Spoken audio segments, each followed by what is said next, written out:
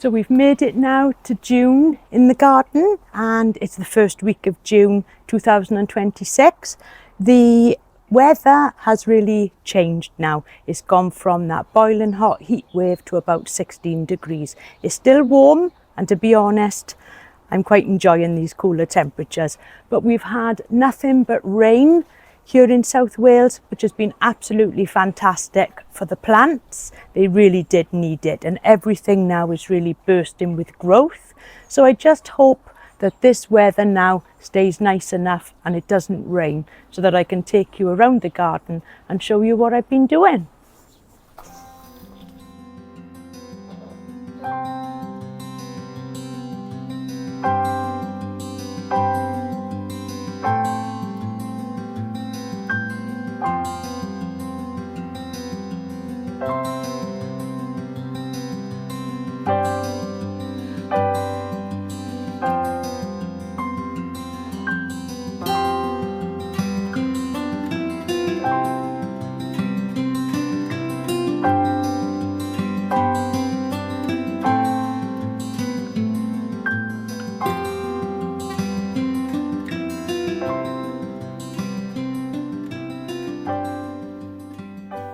So you can see that I've actually trimmed away the old flower stalk from my Cordyline Australis that's in the centre of the garden.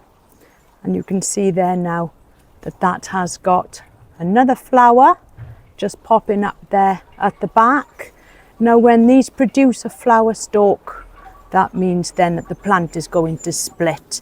And you can see here that what was an original single stem has split into two there.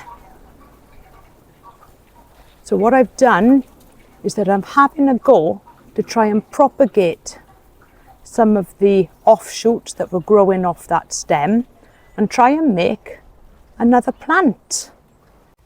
And this here is the result of what I've cut off. Now I could have taken quite a few cut-ins, but I just kept the strongest growing. And this hasn't really got any roots. Not yet anyway, but I have been reading up on it, and apparently if you keep these quite damp, they will form their own roots. So hopefully we will soon have another Cordyline Australis for the garden. And if it grows up anything like that mother plant there at the back, we should be in for a good grower.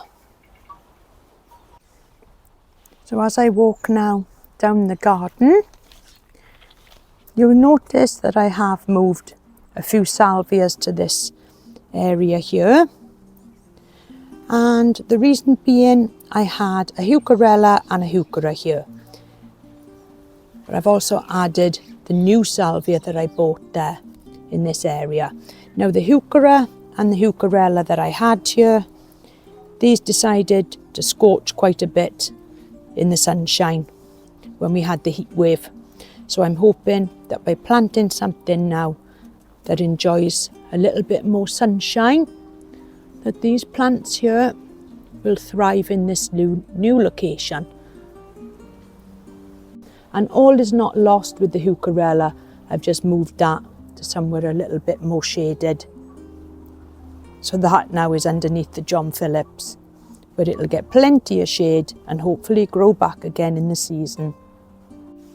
Now the variegated rhododendron, that is now coming to the end, and it's sad to see the flowers go, but never mind, something else now will start to bloom just to take over from this.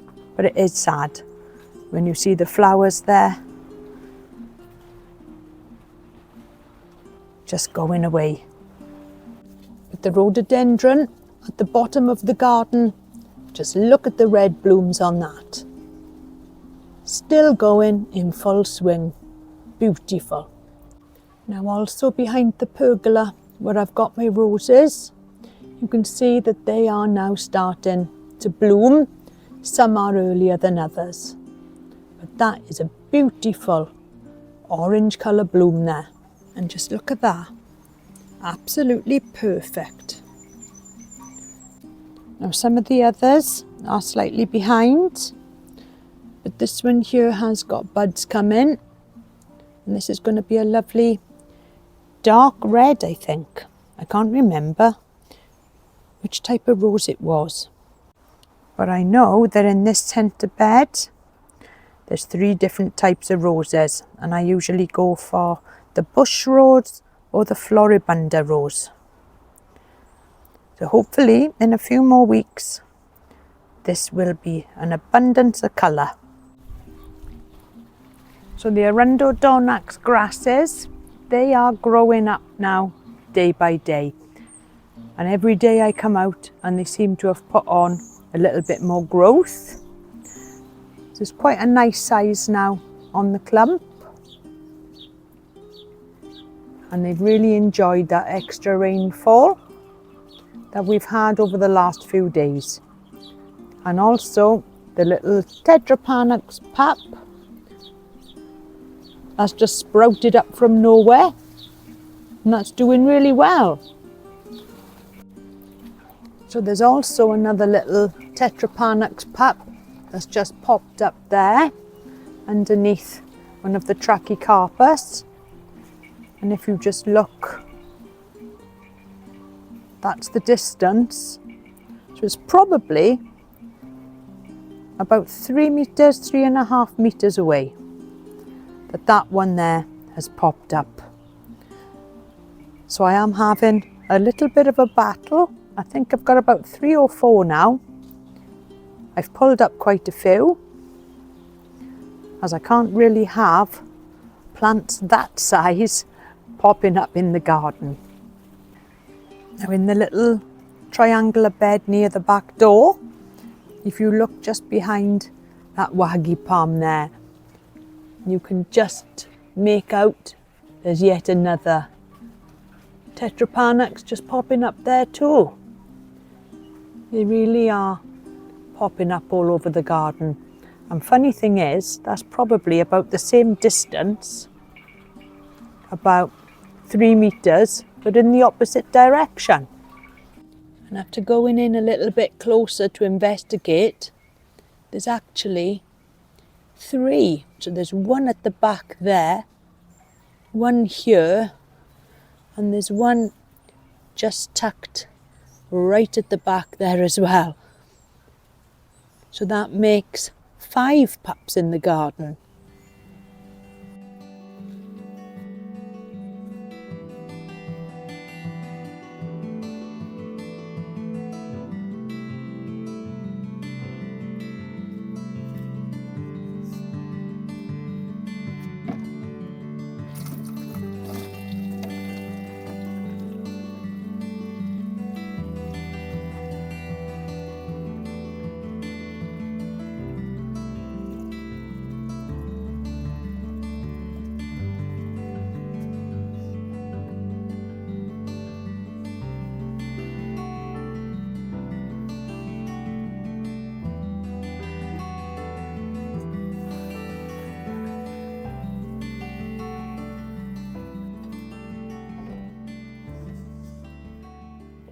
Now the Schefflera is also looking very healthy, the new growth after all the rain. And they don't look quite so delicate anymore now, the leaves. In the last few days, they look like they've really matured into the proper colour. Such an amazing plant. I love the Schefflera. And at the back of the border, the Sambucus, now Black Beauty, that's got some lovely pink flowers on it. And this is really sized up too this year. I think it quite likes it in its new position. And just look at those leaves. Lovely dark leaves with pale pink flowers.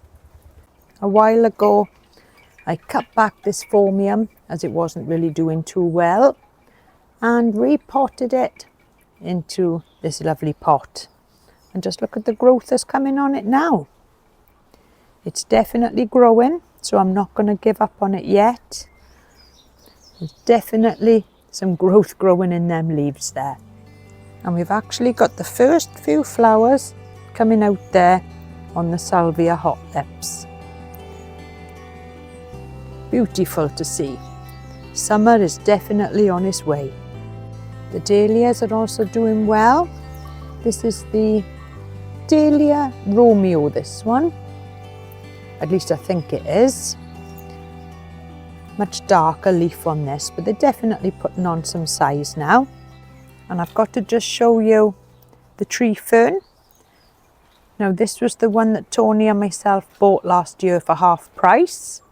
And it was put in to the ground. It didn't have any roots, and it certainly had been neglected. And I wasn't expecting it to come out in this many fronds this year. So looking at it now from higher up, you can see exactly how many fronds have come out. So they're not the largest leaves, but just look how lovely and fresh that looks. And I could feel probably about 2 or 3 knuckles inside there when it was growing, but I certainly wasn't expecting a flush like that.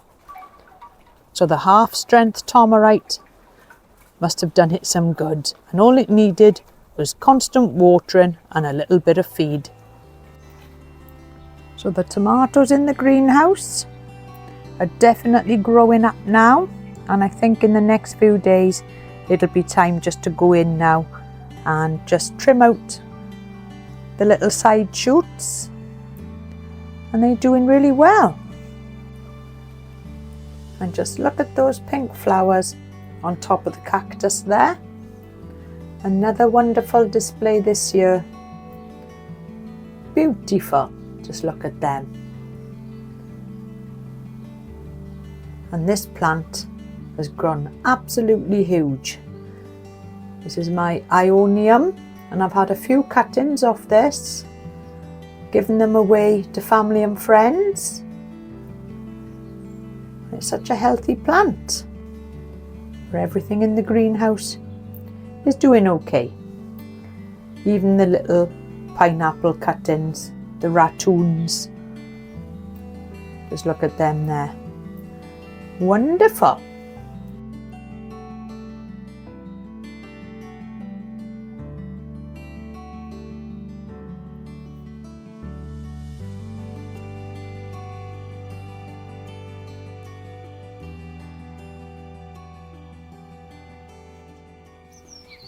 Now over by the wildlife pond, I've got the Fatsia polycarpa, and that, the new leaves on that are really huge. They're so much bigger than the older growth there. But that's looking really good. And I also noticed there the jasmine plant, that has now reached up to the top of the trellis, right up there. So it's getting there, it just needs to fill out a little now. So I never really say an awful lot about the seating area, but this is where I've got my large bamboo. So this is a golden bamboo, and it's been in this pot now for quite a while. So it will at some point need to be split. I'm not looking forward to that job, but that's doing wonderful there in the pot.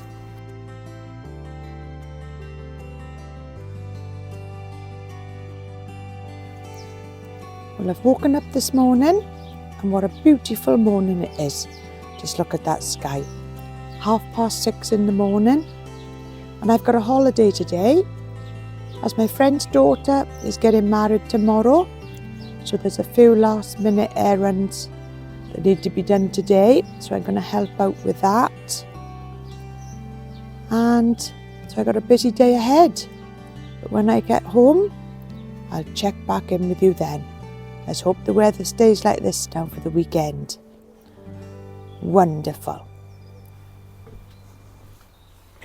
So back now from my little afternoon out, and before I went this morning I just had a little bit of a change about over in that direction there. I moved one of the Fatsia spider's web, and I actually just found one of the feet that I've been looking for from my tripod in the greenhouse. So that's one found. I've got to find another one as I've lost two. So anyway, let's go and have a look now, and I'll show you where the Fatsia spider's web is now. So the showers now are off and on throughout the day, but it's generally been okay. So walking down the garden now, and I didn't realise that this bed here was going to get as much sun as it did. So as you know now, I've got the salvias there. So where exactly have I popped that spider's web? Well, it needs quite a shady spot in the garden for it to thrive. So what I've done, so you can see now that I am struggling a little bit for space, but I've just tucked it at the back there. So not really ideal, but it is in a lovely shady location there. So the Brunnera has moved forward, and it's next to a euonymus and the Akuba underneath the lovely Fatsia japonica. And since I've trimmed these back, the lower leaves, it does leave a nice area for underplanting.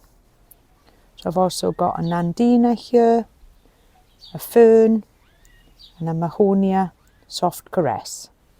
Now if I continue down the garden, right at the very bottom, past the Schefflera and past the Cordyline Australis, tucked at the back there, I have got another spider's web. So I'll take you around the other side for a better view. So from this side now, you can just see that there is actually another spider's web just tucked in there. And that does okay with the shade of the other plants. So as I come out of my back door, if I continue down this path here, so that there is the greenhouse, and this is a little triangular bed where I keep my compost bin and my bird table. And you will see that I have had a go at just weeding in between the planting, because I always get lots of grass here which pops up from the bird seed. So we've got a nice Pittosporum, Photinia red robin, the rhododendron there, another phormium at the back. This is a lovely plant. This is a Mahonia, and the John Phillips. And just there is a large plum tree that doesn't give us many plums. None at all, to be honest. So continuing now in the opposite direction, if I go down the pathway towards the greenhouse, you will notice that I have moved the water butt over to this side. Now it's not connected yet. I have got to get a connector for that, probably get one off eBay. And the reason being was that I did have it behind there on the pathway and Tony fell over it. So it's had to go somewhere quite safe and tucked out of the way. And more flowers have popped out on the Salvia Hot Lips since yesterday. Just look at that. Every day the garden is changing.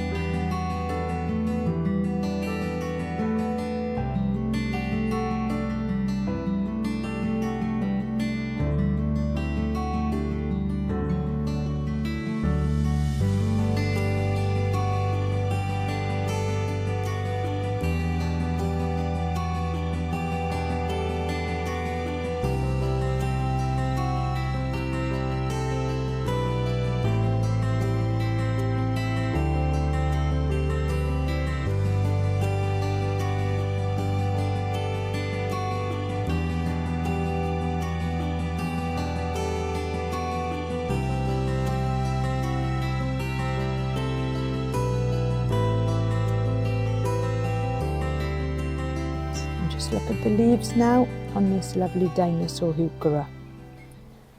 Really looking wonderful in the garden, especially with the Persicaria just trying to grow through it now. Looks beautiful with the two colours together. So I hope you've enjoyed watching today and just having a look around the garden here in Neath, South Wales. Now we're in the beginning of June.